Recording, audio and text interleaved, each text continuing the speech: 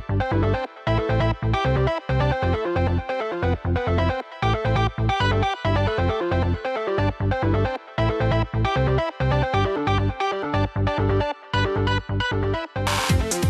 everybody, welcome to another episode of Multiversed. Graphic Multiverse. On the graphic multiverse. You're doing amazing. I'm Rob, filling in for the intro here for Paul, and I'm joined with Chandler over here. Hello. Yeah, so Paul might pop in. If not, we're just gonna get down and get partying. You know how it is. Mm-hmm. But yeah, so earlier this week, I saw on the Twitters, people were talking about Grant Morrison, and I was like, uh-oh. What has he done? I know, naturally. Yeah. Naturally, when you see somebody trending, it's usually for something terrible. Luckily, Grant Morrison didn't do anything terrible. Apparently, he has a blog where he writes about stuff, and he was writing about his experience, or like why he wrote Superman and the Authority. And it was just kind of like a two-part kind of pretty casual, like pretty like just off the cuff, just, him telling stories about how it came to be and his experience working with DC and kind of his, I don't know, how would you say it, his, kind of falling out of interest in writing superhero comics for like Marvel or DC. And in that, he was talking about kind of why he actually wrote Superman and the Authority after kind of having a hiatus from Superman or superhero comics for a while. And basically it's because he went out to dinner with one of the editors from DC, and they're like, we have this great idea. We're going to like change everything around. We're going to have Superman kind of starting to age in real time and like lose his powers. And because of that, he gets more right wing and like fascistic and stuff. God. And then him and Supergirl both get like fascists or something. Oh. And then exactly. It's like, come on. No one's asking for that. I mean, I think some people are probably asking for that. All those people that want the like grimdark Superman movies, which is... It's not me. I'm not that guy. Wake me up when the 90s end. Please. Exactly. But so Grant Morrison kind of was talking about that and how just hearing that, he's like, God damn, I gotta go and write this for them so they don't Wait, he felt forced to write it? He felt forced to write it? Or? Well, he kind of goes more into depth, but he's just like explaining how it's just, let me find some quotes. There's some good quotes in here. Sure. So this is a quote, and he said, I questioned the desire to attribute the worst aspects of human behavior to characters whose only useful function, as I see it, aside from simply entertaining young people and anyone else who fancies an uplifting holiday in a storybook world far from the grinding monotony of how we... Sorry, it's a lot of big words. Far from the grinding monotony of pessimism and disillusion is to provide a primary colored cartoon taste of how we all might be if we had the wit and the will and the self-sacrifice it takes to privilege our best selves and loftiest aspirations over our base instincts. While that great day is unlikely to happen anytime soon in any halfway familiar real worlds, why not let comic book universes be playgrounds for the kind of utopian impulses that have in the past brought out the best in us? Which already I'm just like, that's a very wordy and fancy way of explaining how superheroes primarily are used as like, escapism and kind of like an example of like a utopia. It's like, there's no real Captain America or Superman out there. Might be. Just needs a serum. I know. Oh man, if only. And then there's another funny quote, kind of, I guess not funny, but it's, it kind of explains this. But and then he said, to undermine the fundamental appeal of superheroes like Superman and Supergirl by recasting them as anti-heroes at best or outright monsters, dragging imaginary childhood paragons off their pedestals to reinforce a fairly facile point about the tendency of real-world heroes to exhibit feet of clay, struck me and strikes me still as imaginatively lazy. Using kids' adventures heroes to make hackneyed observations about typical human behavior that does not in fact apply to made-up comic book characters strikes me as, I don't know, whimsical, dilettantish, a squandering of energy and creativity. I see where he's coming from with that. Yeah. And he's using much bigger, more eloquent Grant Morrison ways of saying, why can't Superman just be a good guy all the time? And there's ways to write that well. I thought we kind of moved away from like deconstruction, like in terms of just like writing, but yeah. And he even mentions in that there's like why does it have to be Superman? He mentions like The Boys, where you have Homelander and was it Irredeemable, which is just basically a comic book about a evil Superman. Right. And there's ways like that to kind of play with a formula without basically dragging Superman's good name through the mud. And then he did mention that he's like, yeah, but I kind of like the idea of an aging Superman where like his powers are, kind of slowly going away, and he needs to like kind of get a team together to kind of fill the void that is left behind from him being at his strongest.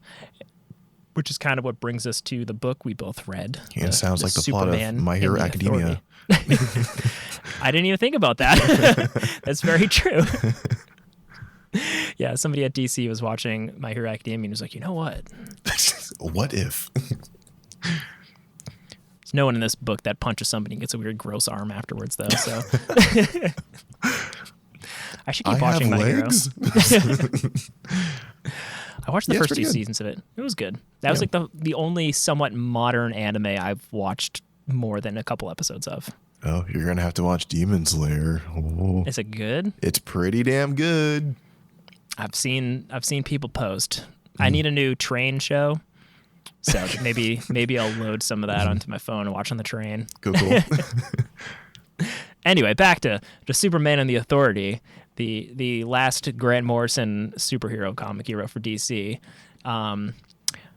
It's just a 4-issue little miniseries. Sorry, is it last or just most recent? Last. Most recent. He'll be back. Okay, we all know he'll be back. Dear God. I think he's off doing his creator-owned stuff, but from that article, it sounds like they always find a way to drag him back. Money's too good, man.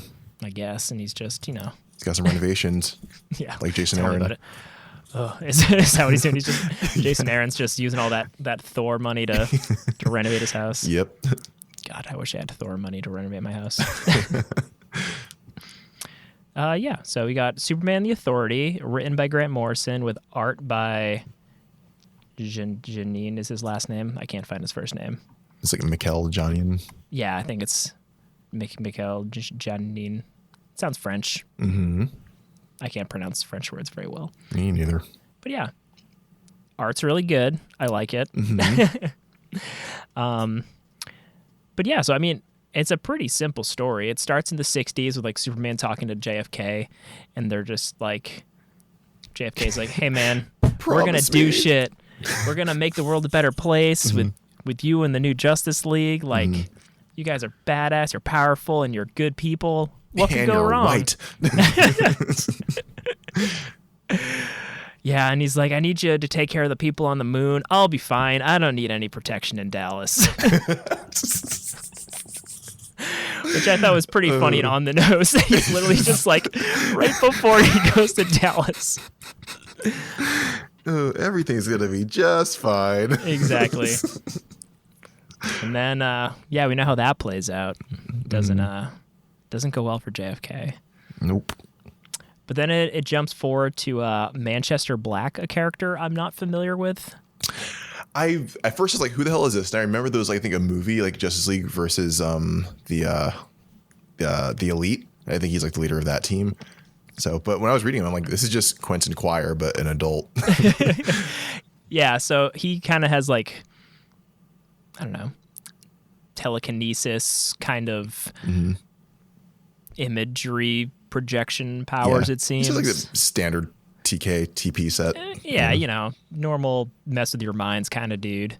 So then for the next like 3 issues, or next 2, this going into the next is basically just like Superman getting the gang together. and he gets Manchester Black as the first one because apparently he's well connected. Superman's like, yeah, I'm Superman, but I'm gonna get you some weird anti-hero / bad guy to call upon some people. He needs people who are outside the law. Exactly. Which I did think was kind of weird because he needed people who are outside the law, but Superman's also just like, we're not doing shit sneaky and we're not killing people. We're going to be good guys. So I'm just like, so why? Don't pull it apart. Don't pull it apart. Okay. It's like, you're not doing anything illegal. You're just, all right, whatever. And I'm also not too caught up on like the modern, the current day DC status quo. Same. So it seems like people are like disillusioned with Superman, it seems. Mm-hmm. And I do know that his son has kind of taken the mantle of like the main Superman. But yeah, I mean, I do like that idea in general, just kind of having Superman starting to age and kind of have his powers dwindle. Agreed.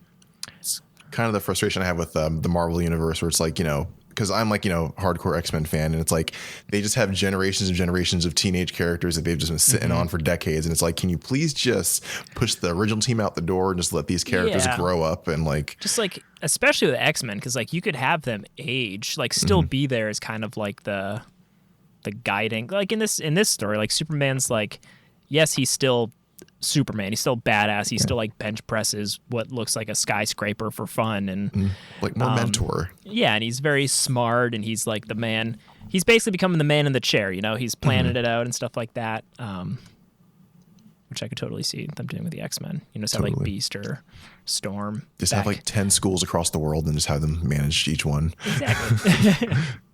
But yeah, so he starts with getting Manchester Black all on the team. There's some weird things with like not the negative zone, that's Marvel, the Phantom Zone. Some weird thing where it's like, oh no, these bad people are going to come out, and then they do, and then Manchester Black zaps them and they go back in. And then he's like, all right, Superman, I guess I'll team up with you. Who's first on the docket? I know. And then who's next in issue 2? Is that when Apollo and Midnighter join? Yeah. So I've read a little bit with those characters. Yeah, I read like pre DC Universe integration when they were just in Wildstorm. So yeah, earlier, what was it, last year or a year before, when we read Warren Ellis's Pre-Authority, what was that book called? Stormwatch. Stormwatch. After I read Stormwatch, I kind of looked more into where this led, and then I read a little bit of the like original Authority, and then I remember when they like, was it New 52 when they kind of merged him in there, and DC was so proud to have a gay superhero, and they were like, look guys, look at Superman but gay. But yeah, I mean, I thought there were fun characters in this. I haven't really read anything with Apollo and Midnighter, but I think it's funny that they're just like so like opposite visually characters, and then right. I kind of wish they kind of like I think like in the regular Midnighter stuff that's like not in like the DC universe is a lot less like sanitized, so he's a lot more violent and gritty. So they kind of like tone it down for this. So he's just kind of like a sleeker looking Batman. Yeah, he's just a guy who likes fighting, is how they portray him. Yeah, and he knows everything. He's like, I've seen how this could play out every way. He has a computer brain. Yeah, so you need the computer brain for sure. I did think it was funny when they were like, "Hey, I got a call from Superman," and not the young one. It was like what do they call him, the handsome daddy or something? Daddy Superman. Yeah. Yeah, they give Superman that 5 o'clock shadow in this one, and the Reed Richards hair, so you know it's serious. Oh yeah, this is also the one where they bring in Steel, or like the new version of Steel. It's like Iron Man. It's pretty cool. Yeah. But like they introduce her by her fighting like real versions of like internet trolls and like friggin' edgelords and shit. And I was reading that, I was like, what the hell is going on here? Only Grant Morrison. But yeah, the second issue they do the thing I hate where there's like 5 different artists drawing it. Mm-hmm. But at least they kept it per character, and then when they go back to Superman, it's the normal team. Mm-hmm.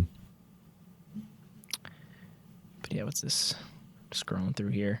So yeah, so then they bring in Midnighter and Apollo, and then go to the Enchantress also in this one, which is super weird. When I started reading that Enchantress part, it was just like goes into this weird like gothic horror comic.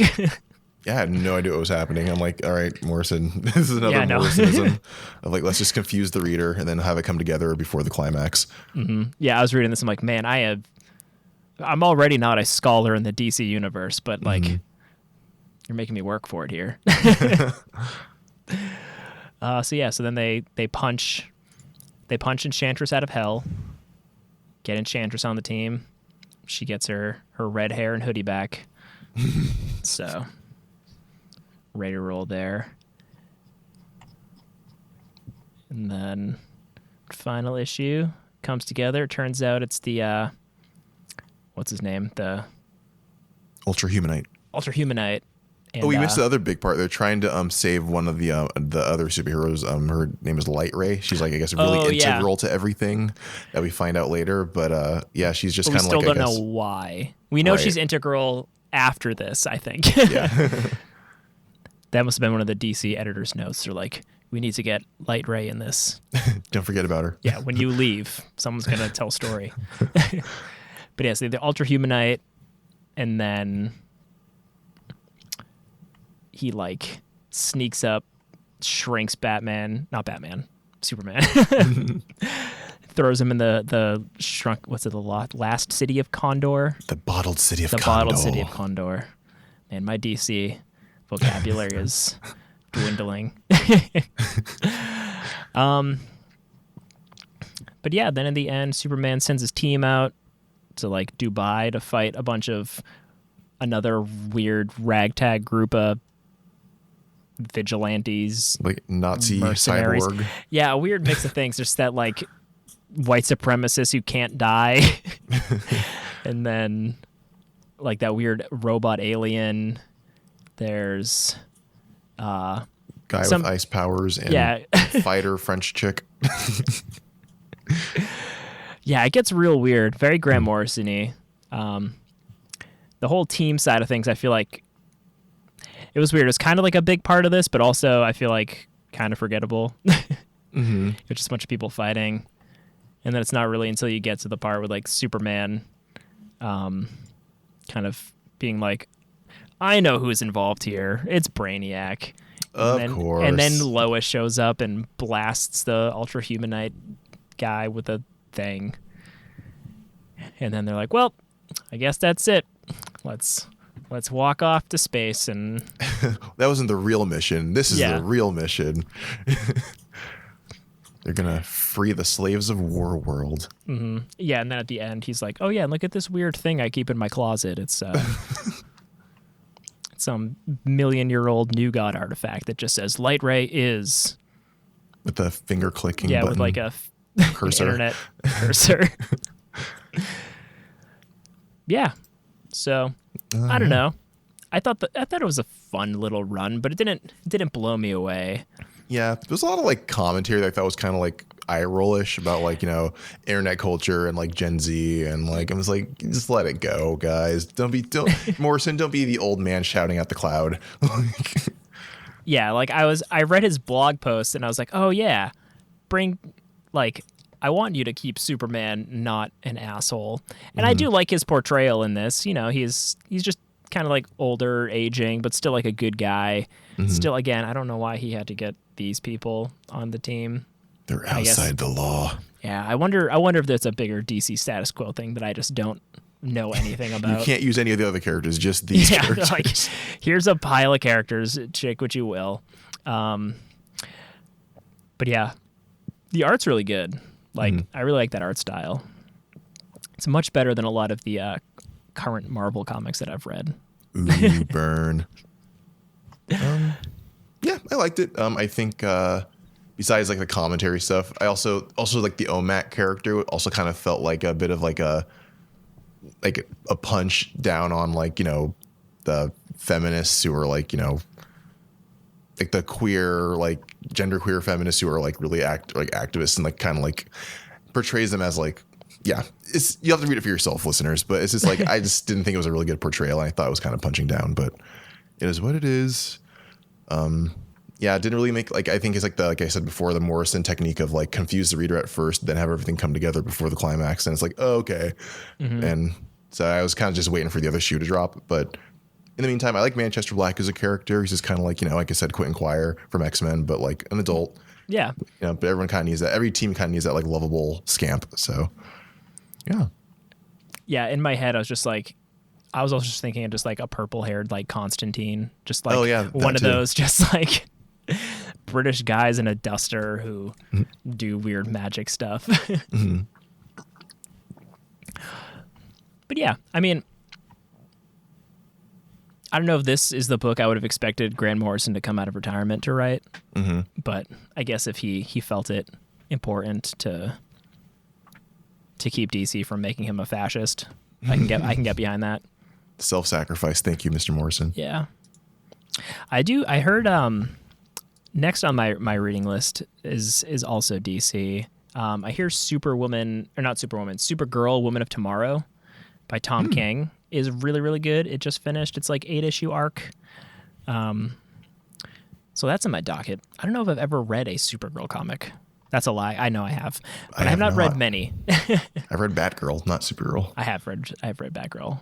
The Babstar is one of my faves. I'm a Stephanie Brown fan. What have I've read after reading the Babstar run. I read a little bit. Did I read any of that? That was before, right? Before what? Before like that, the Babstar Batgirl run. Oh, Stephanie Brown. Yeah, that was like 2010, 2011. Yeah. Didn't read any of that. I need to go back. It's pretty good. And read more DC stuff. I like Babstar stuff too, but they started changing like I think the artists like towards like the middle or the end, and I'm like, the reason why I came here, it's like was the really cool art, and now it's not there anymore. Yeah, that was just like a fun, like, I don't know, romp. Yeah, Batgirl's just like us. But yeah, I'll probably add this Supergirl onto the list. Also, reading Grant Morrison talk about Superman and how to write Superman just made me want to go back and read All-Star Superman. Oh yeah. One of the classics. That's just like my go-to when anybody's just like, Superman's, you can't make Superman cool, or like, I'm just like, it's so easy. Hold my beer. Yeah, it's like, just read this. He's just a good guy. Yeah. Me and Spina have been doing the Captain America MCU timeline rewatch, where we're just watching all the movies that Captain America is in specifically. And I'm just like, that Marvel did it so well with Cap. Mm-hmm. Just you're always a good guy, and he's corny, but everybody loves him still. It's endearing. Like, God, those movies are so good. Mm-hmm. Just watched Civil War yesterday, so yeah, I can watch Winter Soldier like a million times. It's so great. I've seen all those movies so many times, but it's just like every time, like even like the first Avenger, I'm like, that's such a fun movie. And then we watched the Avengers, which is always a good time. Mm-hmm. Winter Soldier, like you said, could watch that over and over and over again. And then Civil War, I always forget, is just like a really good Avengers movie. Yeah, it's like a stealth Avengers movie. It's just like, it's barely, I mean, Cap is like the main focus, but it's literally just an Avengers movie. Like that's, yeah, it's like, it's not even secret. I think it's kind of Secret Avengers-ish at times, but I guess what's next? Infinity War? Yes. Oh, nice. Age of Ultron. Did you watch Age of Ultron? Yes. Okay. I did. Okay. Yeah, so it goes Winter Soldier, Age of Ultron, Civil War, Infinity War, as far as the Cap timeline. You know what's really weird is like I didn't like Infinity War. I didn't like Age of Ultron that much, but like in hindsight, Age of Ultron sets up so much in the MCU, and it's like, oh, I guess I can't hate it too much. Yeah, it's the Kevin Feige, I need to fix the past mistakes of Marvel with the new Marvel. Because then, you watch Age of Ultron, and you're like, oh, and then this leads to this. So I like it more. But but at the time, you're just like, why are we doing any of this? I thought Age of Ultron was fine. Yeah. It's like longer than it has to be, which I feel like is most things on TV and movies nowadays. Although I saw on Netflix and HBO, there's categories now that are just like 90-minute movies. Oh, that's so nice. And I'm like, this is so convenient because, yes, I will watch a 90-minute movie any day of the week, but I have like a list of movies I want to watch, and I think every single one of them is like over 2 hours. Yeah, you gotta block some time off for that. I like sit down at 9 p.m. and have to wake up at like 5:30 the next day, and I'm like, I can't watch Nightmare Alley. That movie's 2.5 hours long, but I want to. Proceeds to watch Nightmare Alley. Oh, I would, but I haven't. I have watched a lot of 90-minute movies recently, though. I watched Kimmy, which is that new movie on HBO Max with Zoe Kravitz. Is it good? It is good. It's kind of like a mix of like Rear Window and I don't know. Like Salt. Yeah, I guess a little bit, or like a less horrifying Black Mirror because there's like text stuff. But I think it's the first thing I've seen Zoe Kravitz in, so I'm kind of excited to see her as Catwoman. X-Men First Class. Okay, the first memorable thing. I love First Class, but I didn't remember her in First Class. Who did she play in First Class? Angel, the bug wing chick. Oh, that explains why. Let me Google this. Yeah, I don't remember that character even being in that Does movie. not ring a bell. But yeah, I'm excited for Batman comes out in like 2 weeks, doesn't it? Batman, March 4th. Yeah. Nice. Yeah, so I think she'd do a good Catwoman. Yeah, no, she looks great in all the promo stuff, so I'm excited. Like, I mean, at first I was like, oh, great, another gritty take on Batman. Okay, whatever. But in hindsight, I just want to see all the fight scenes. That's all I care about. Yeah. And I mean, if they do like cool Riddler stuff, like I want like a mystery. Like I want to watch Batman solve a mystery. Yeah. Have we ever seen him solve a mystery? No. He just punches and asks questions later. Yeah. Like I would love to see this like Batman movie where there's like something happens and we don't know how it happened as the audience. And then we need to solve the problem with Batman. Oh yeah, Batman's also a detective. Oh. Yeah, I thought he was the best detective, but yeah, in all the movies it's just like, oh, I need to find this guy. I guess we just need to hack into every person's phone in the planet. That was so dumb. Luckily, I'm a billionaire, and that's easy. And completely ethical. And Michael Caine's just like, or no, that was who walked away. Morgan Freeman was like, I'll do it, but I'm walking away. Thanks, enabler. Yeah. But yeah, in the photos that I've like seen of that, they make it. I heard they make it seem like it's supposed to be like a detective movie, but I don't know. I hope. That's my main hope for the movie, and the action does look badass. It is kind of a weird take, making the Riddler just straight up the Zodiac killer.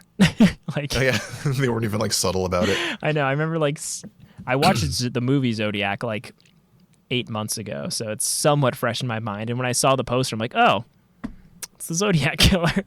But green. Yeah, I'm like, I see where they're going.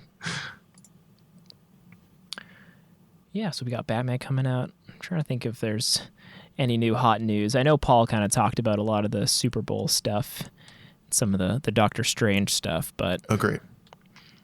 Trying to think. You talk about the annoyances of Comicsology before we started recording this. The downfall of Comicsology. I literally still can't figure out how to read the comic books that I've purchased. Yeah. I just see them categorized. But you can't launch them into any sort of reader. Oh, wait. What is this? Oh, I figured it out. Oh. But they look like shit. Oh. Okay, so people listening at home, if you also have hundreds of comic books on Comicsology you'd like to read someday, they're not in order at all. Can you sort them at least? I'm trying to, like, just my first page here. I have like multiple issues of things, but there's like, I'm so confused. I lost it again. There's like, I guess I haven't bought a lot of comic books since like 2017, but there's like Civil War 2, issue 8, and then it was like Batman number something, and then it was like a bunch of other stuff, and then Civil War again. It's not like, it was like order of purchase. I think so, which is a weird way. It's like, I get chronological by series, but not by collection. Yeah. But yeah, so if you go to your account on Amazon, and then you go to, oh my God, I lost it again. It's a corn maze. This really is a labyrinth. This is what the Riddler is going to be using to confuse Batman. What was it again? Digital. Oh my God, what is it? My account. Content and devices? Okay. That's it. Okay. And then digital content, and then books. So comic books and regular books now are mixed together, which is dumb. Very dumb. And then you'll see your list of books. Mm-hmm. And then if you go under more actions, which is the third box down, there's a read now, which is 4 clicks down. Why is delete the first option that you can click? I just clicked it accidentally. Why is that the first option in the list? You should not have delete as the first. From like a UI perspective, that's just really not intuitive at all. What does it delete from? Your hopefully, purchases? Hopefully not. That's horrible.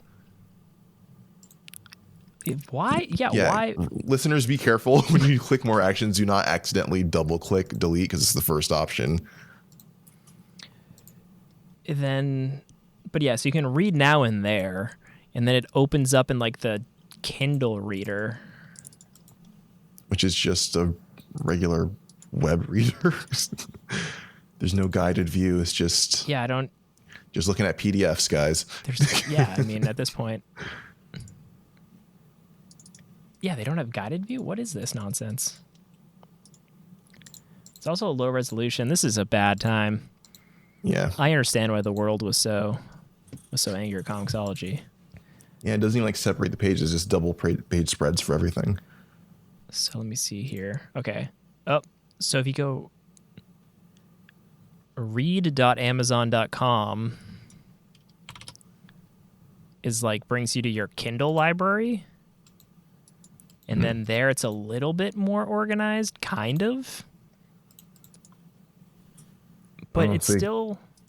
Yeah, it still merges your regular books and comics. Oh, sweet. I bought East of West. I'm happy about that. But like the Comicsology, like on the iPad app, which I hope is still the case, like when you open your library, it's like each series is in a bucket. So yeah, like, you can there's so many options to sort. Yeah, so right now I just sorted by name. So it's like I have some Action Comics up top, followed by like an Aliens, Amazing Spider-Man, Aquaman, Batgirl, and it's like... So I imagine... So I only have like 200 comic books on Comicsology. I imagine people who were like heavily invested in this for the past like 6 years probably have thousands of comic books in here. Right. That must be a nightmare. Yep. You can at least separate books and comics, which is nice, I guess. Oh, right. I only have 1, 2, 3, 4. I have 5 books, regular books. Man, this is messed up. I don't get it. Why can't I put my comic books by series? This is so lame. That's got to get fixed. You can sort by title. Which kind of helps, I guess, but like, I don't know. What if I want to read New Frontier and I accidentally click on Death of X? I'd be wicked upset. Sucks to be you. Yeah, that's a bummer. should reread New Frontier. I've been rereading. Ironically, I've been rereading Grant Morrison's New X-Men. That's been on my like list of things Yeah. I want to reread. I was actually looking online to see like how much like the omnibus is. Yeah, like the first time I ever read it, I was like 14. I'm like, my brain cannot process this right now. But I like the art. Yeah, I think when I was 14, I was looking at it and I was like, I don't like the art because when I was 14, my tastes were still very much like I want the 90s style, like I didn't appreciate the Frank Whiteley of it all. But then I reread it probably also when I was a teenager still, just a few years later, and I was like, oh, this is really good.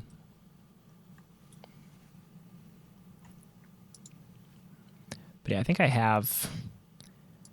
probably have most of this in singles, but then I'd have to go unsleeve a bunch of things from the boxes behind me. And The archives.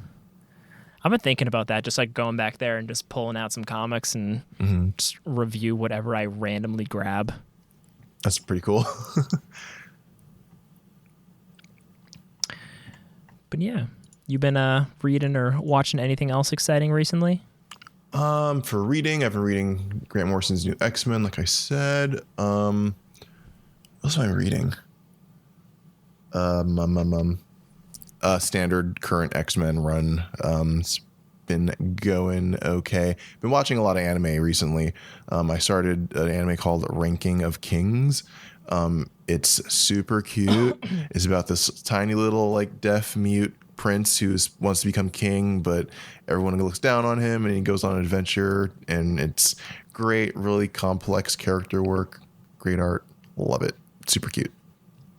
Nice. Gets pretty dark at times, but that makes you appreciate the light stuff more. Yeah, ups and downs. I'm actually, as I speak, I'm gonna add a note to add Demon Slayer to my phone. Okay. Yeah. But yeah, I've been trying to watch a bunch of movies and stuff. I've been renovating part of my house for like 4 months, and a part of that includes having a home theater somewhat set up. And it is set up enough that I can start watching stuff in there.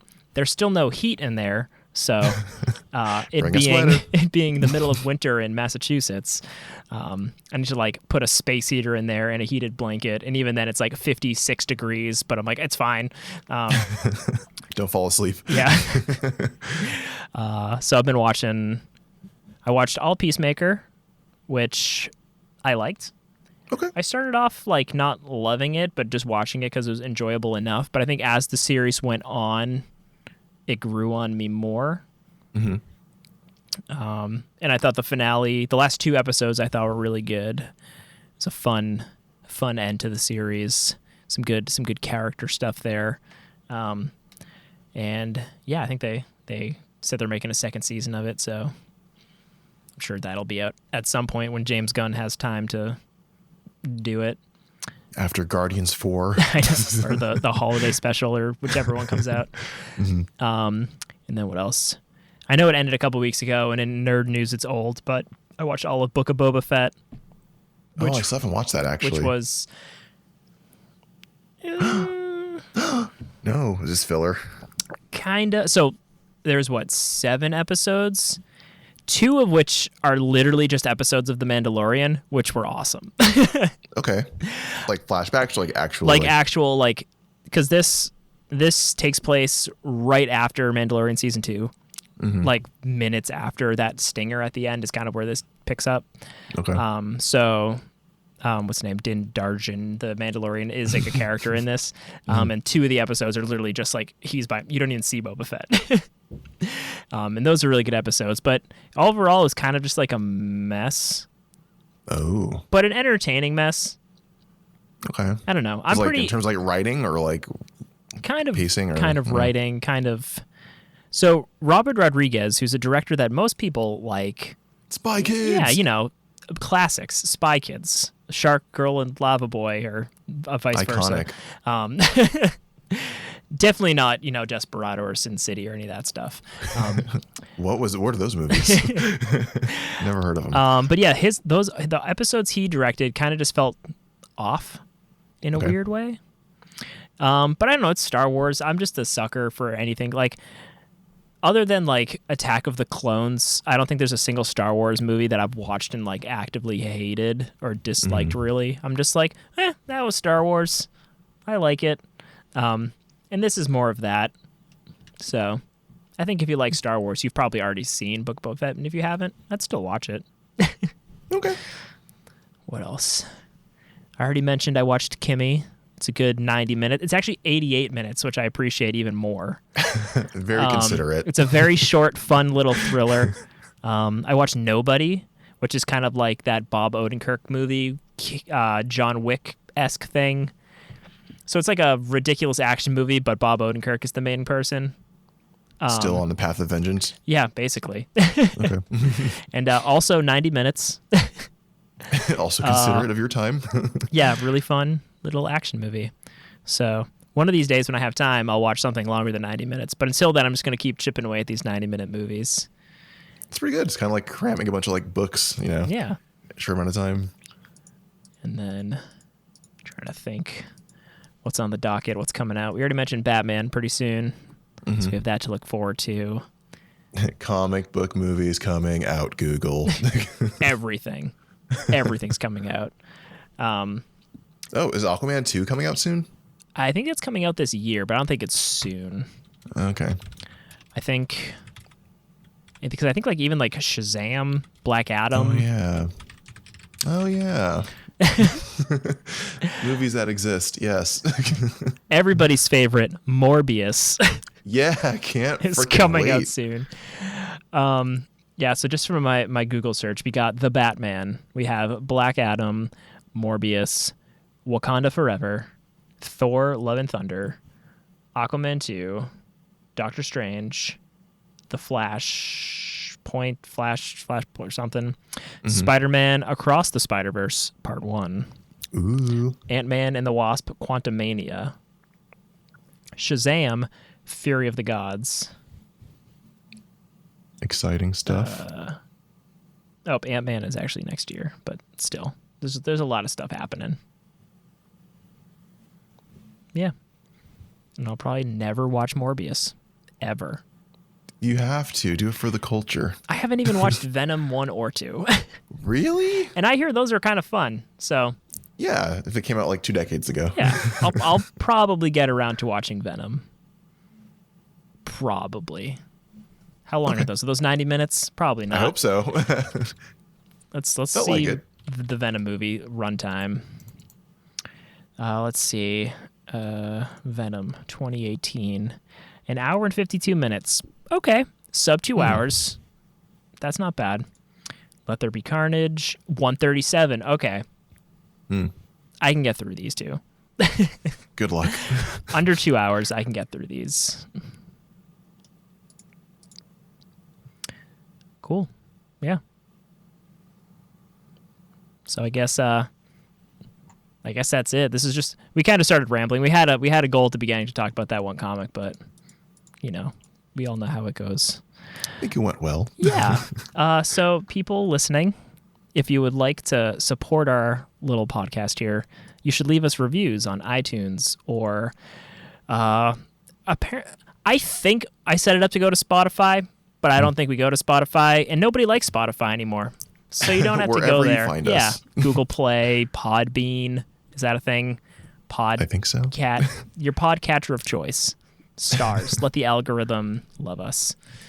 We are also on the YouTubes. If you go to YouTube and type in graphic, I'm going to do this first just to make sure that we actually show up. Graphic Multiverse. We're the first thing that shows up on my YouTube anyway.